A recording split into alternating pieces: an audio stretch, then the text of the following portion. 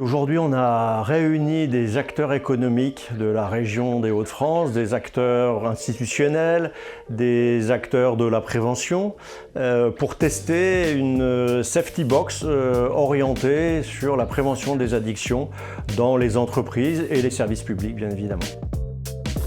Alors, il y a des chapitres sur les définitions, c'est quoi les addictions. Il y a un chapitre sur les stéréotypes. Il est important de travailler sur les stéréotypes. Il est important de savoir qu'est-ce qu'on met derrière les addictions. Il y a un chapitre sur les conduites addictives. On a préparé des chapitres sur les addictions aux produits, le tabac, le cannabis, les médicaments. Et enfin, un chapitre sur les addictions sans produits, et notamment les addictions au travail. L'objectif, c'est de faire parler les gens. Donc pour les faire parler, on leur pose des questions avec des énigmes, et l'objectif, c'est d'aller ouvrir une boîte qui est fermée avec des cadenas à code. Et donc en fait, c'est comme un escape game. Pour aller récupérer ce qu'il y a dans la boîte, il faut résoudre les énigmes en équipe, ouvrir les cadenas pour aller chercher ce qu'il y a dans la boîte. On leur a donné 1 heure, ils doivent répondre à toutes les questions, partager leurs doutes, échanger un maximum pour trouver la bonne réponse, la bonne combinaison qui leur permettra d'ouvrir le coffre. Et à la fin, ils auront une petite surprise quand ils auront ouvert le coffre. Bien sûr, le but, c'est que tout le monde réussisse à ouvrir son coffre.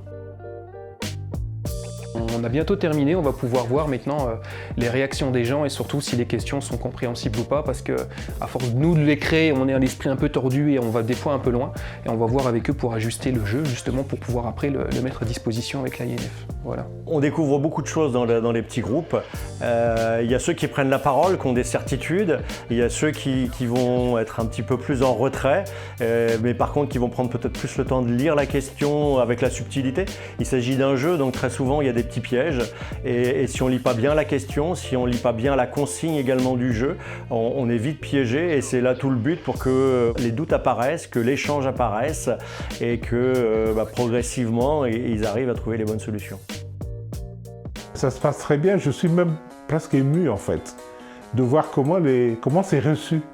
Parce que nous on est resté en petit comité à bosser dessus, donc on est vraiment ravis de montrer le fruit de ce travail et de voir comment les gens s'en approprient en fait. Alors ce matin, on a beaucoup échangé entre nous, on n'avait pas les mêmes idées, les mêmes avis. On avait aussi quelques doutes par rapport à la réglementation qui parfois peut être différente dans le domaine public et dans le privé également. Donc ça a permis aussi de croiser les infos, les regards, les pratiques, et puis ça permet aussi de s'assurer parfois d'éléments de réponse sur lesquels on avait des doutes, quelques interrogations.